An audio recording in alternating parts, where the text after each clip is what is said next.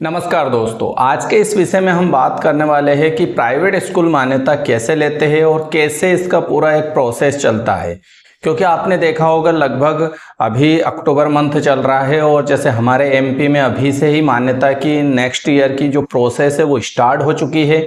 शायद आपके यहाँ जो भी आप स्टेट से बिलोंग करते हैं वहाँ पर भी जो है मान्यता नए स्कूल की परमिशन मिलना स्टार्ट हो चुकी होगी। हमारे यहाँ पूरा ऑनलाइन प्रोसेस होता है, तो मैं उसका लेटर भी आपको दिखा दूंगा कब से कब तक अप्लाई वगैरह करना है एमपी से अगर हो तो। और अगर अदर स्टेट में हो तो आप वहाँ के जो एजुकेशन साइट है या फिर जो एजुकेशन ऑफिस है, ब्लॉक एजुकेशन ऑफिस, वहाँ पर जाके आप संपर्क कर सकते हैं, आपको जानकारी मिल जाएगी।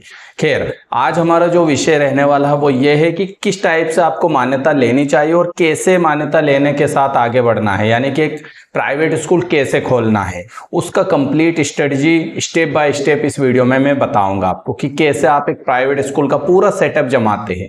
क्योंकि सबसे स्टार्टिंग तो सेटअप ही होता है। अगर आप सही से सेटअप जमाते हैं तो सब चीज़ें आसान हो जाती है, आपको ज़्यादा शुरुआती स्टेज में दिक्कतों का सामना नहीं करना पड़ता है। तो चलिए शुरू करते हैं। वीडियो पसंद आया तो चैनल को सब्सक्राइब करके बेल आइकन को हिट कर देना, इस वीडियो को लाइक कर देना।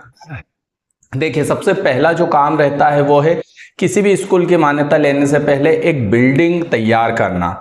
अब वो बिल्डिंग या तो आपकी स्वयं की हो सकती है, आप स्वयं एक बिल्डिंग का निर्माण करोगे स्कूल बिल्डिंग का, या तो फिर उसे रेंट पर ले लोगे। आपको जो सुटेबल लगता है आप उसके साथ आगे बढ़िए। तो सबसे पहले एक बिल्डिंग फाइंड आउट करिए, लोकेशन के कहाँ पर आपको बिल्डिंग रखना है, आई थिंक वो कर लिया होगा। उसके बाद आपको बिल्डिंग तैयार जो है रखने के बाद उस पे जो इंफ्रास्ट्रक्चर है वो बिल्ड करना है। लाइक एक स्कूल की मान्यता के लिए फर्नीचर की रिक्वायरमेंट होती है, ब्लैक बोर्ड की रिक्वायरमेंट होती है, और भी तमाम तरह के जो इंफ्रास्ट्रक्चर होते हैं उनकी रिक्वायरमेंट होती है। तो आपको उन रिक्वायरमेंट को पूरा करना है और उसके अकॉर्डिंग अपने स्कूल बिल्डिंग में सब चीजें रख लेना है। लाइक ब्लैक बोर्ड, डस्टर, आपकी टेबल कुर्सी, आपका स्कूल का बोर्ड, आपका और भी बहुत सारे फंडामेंटल जैसे अग्निशामक यंत्र हो गए या फिर टॉयलेट शौचालय की व्यवस्था हो गई, और भी कई इंफ्रास्ट्रक्चर आपको तैयार करना पड़ता है। जब बिल्डिंग और इंफ्रास्ट्रक्चर तैयार हो गया, अब आपको अपने स्कूल के लिए एक स्टाफ की आवश्यकता पड़ेगी। क्योंकि जब आप स्कूल की मान्यता के लिए अप्लाई करोगे तो आपको एक स्टाफ दिखाना पड़ेगा, जिसमें आपको अलग अलग विषय के हिसाब से टीचर दिखाने पड़ेंगे, अलग अलग विषय के हिसाब से और भी जो पद होते हैं वो दिखाने पड़ेंगे। तो उस हिसाब से आपको एक स्टाफ चाहिए। जैसे लाइक हमारे यहाँ पर एक भाषा का टीचर अलग चाहिए, हिंदी इंग्लिश जो पढ़ा सके, संस्कृत पढ़ा सके। इसके अलावा एक गणित का टीचर अलग चाहिए, सामाजिक विज्ञान पढ़ाने का शिक्षक अलग चाहिए। तो इस टाइप से एक अलग अलग कम से कम 4 से 6 टीचर का एक स्टाफ आपके पास होना चाहिए जो अलग अलग विषय पढ़ा सके। ठीक है। इसके बाद आपको स्टार्टिंग में 8वीं तक की मान्यता लेना चाहिए। उसके बाद आप 10वीं की मान्यता के लिए अलग से अप्लाई कर सकते हैं, 12वीं की मान्यता के लिए अलग से अप्लाई कर सकते हैं। तो आपको ये स्टाफ की व्यवस्था करना है। फिर बारी आती है ऑनलाइन प्रोसेस अप्लाई मान्यता के लिए। तो आपको क्या करना है, मान्यता की जो भी प्रोसेस है आपके स्टेट में उसके अकॉर्डिंग अप्लाई करना है। तो ये जितना भी इंफ्रास्ट्रक्चर आपने जुटाया है इसके अकॉर्डिंग आप मान्यता के लिए अप्लाई करिए। अप्लाई ऑनलाइन प्रोसेस होती है। जैसे लाइक अगर मैं बात करूं हमारे एमपी की, तो यहाँ पर मैं लेटर देख पा रहा हूँ, ये 10 अक्टूबर को डल चुका है। लोक शिक्षण संचालय मध्य प्रदेश भोपाल से डला है। ये स्पष्ट तौर पर इसमें कहना है कि किसी भी प्रकार की मान्यता के लिए आपको अप्लाई करना है और अंतिम तिथि यहाँ पर 30 दिसंबर 2024 रखी गई है। तो 30 दिसंबर से पहले आपको मान्यता के लिए अप्लाई करना है। ठीक है। उसके बाद यहाँ पर 30 जनवरी तक जो विलंब शुल्क है उसके साथ आप मान्यता के लिए अप्लाई कर सकते हैं, परमिशन स्कूल के लिए अप्लाई कर सकते हैं, बट 20,000 रुपये विलंब शुल्क लगेगा।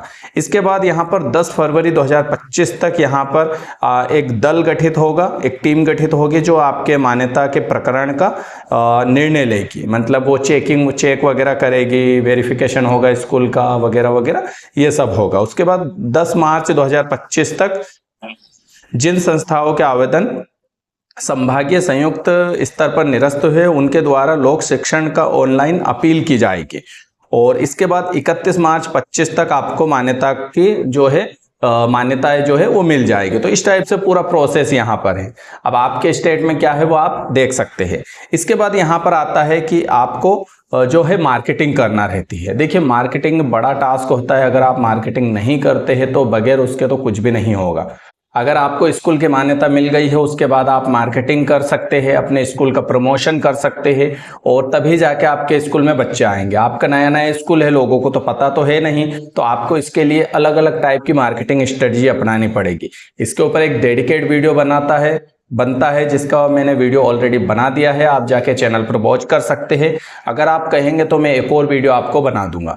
यहाँ पर आपको पंपलेट का सहारा लेना पड़ेगा, फ्लैक्स का सहारा लेना पड़ेगा, आपको डोर टू डोर कैंपेन करना पड़ेगा। अपनी जो टीम है, स्कूल का स्टाफ है, उसके साथ घर घर जाना पड़ेगा एडमिशन के लिए। इसके अलावा आप सोशल मीडिया का सहारा ले सकते हैं, लाइक व्हाट्सअप, फेसबुक, इंस्टा पर या तो आप पेड एड चला सकते हैं या फिर फ्री में कैंपेन कर सकते हैं, या फिर कोई सा भी जो इवेंट आपके शहर या गांव में हो रहा है तो उस इवेंट में अपने जो स्कूल का प्रचार है उसका वो कर सकते हैं, स्पॉन्सर्स कर सकते हैं उस इवेंट को, या तो फिर वहां पर आप होल्डिंग लगा सकते हैं। तो इस टाइप से आपको मार्केटिंग यहाँ पर करनी पड़ेगी। इसके अलावा एक सबसे कारगर मार्केटिंग का तरीका होता है, जिस भी आप एरिया में बच्चे लाना चाहते हैं उस एरिया के प्रभावशाली व्यक्ति को, इन्फ्लुएंसर को पकड़िए, प्रभावशाली व्यक्ति को पकड़िए और उसको घुमवा दीजिए, या फिर कोई आपका जान पहचान वाला व्यक्ति हो, उसके माध्यम से भी बच्चे आ जाते हैं। तो ये एक अच्छा तरीका होता है जिससे आप बच्चे को ज़्यादा से ज़्यादा ला सकते हैं अपने स्कूल में। तो ये मार्केटिंग का सबसे बड़ा तरीका होता है। इसके बाद आपका आ जाता है ट्रांसपोर्टेशन। तो देखिए आपके कितने एडमिशन हुए हैं, किस गांव से या किस लोकेशन से कितने बच्चे आ रहे हो, उसके अकॉर्डिंग आप अपनी या तो खुद का वाहन खरीद सकते हैं या तो फिर आप किसी से किराए पर वाहन लगवा सकते हो और उसको रेंट पर चलवा के बच्चों को ला सकते हैं, पिकअप एंड ड्रॉप आप कर सकते हैं। ठीक है, तो ये एक ट्रांसपोर्टेशन का भाग होता है। अब आप चाहे तो इन सभी को पूरा अगला काम आपका मैनेजमेंट होता है, तो आप क्या कर सकते हैं कि सभी जितने भी काम हैं इनको अपने पूरे स्टाफ के बीच में बांट सकते हैं। लाइक ट्रांसपोर्टेशन एक बंदा संभालेगा, वो पढ़ाई भी करवाएगा, बाकी ट्रांसपोर्टेशन डिपार्टमेंट भी संभालेगा। किसी को आप दूसरा मैनेजमेंट दे सकते हैं, किसी को तीसरा मैनेजमेंट दे सकते हैं। इस टाइप से अगर आप चलते हैं तो आपका काम कम रहेगा और आप अच्छे से स्कूल का संचालन कर पाएंगे।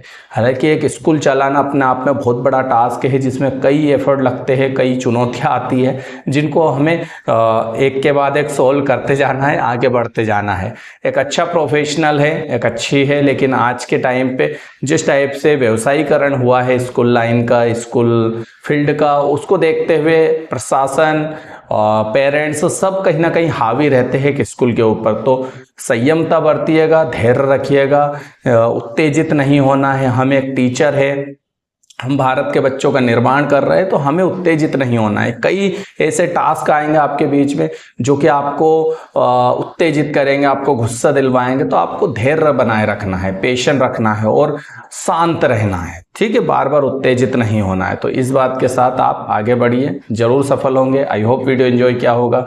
मिलते नए वीडियो में। नमस्कार। चैनल पर पहली बार आए सब्सक्राइब कर सकते हैं इस टाइप के वीडियो पाने के लिए। नमस्कार।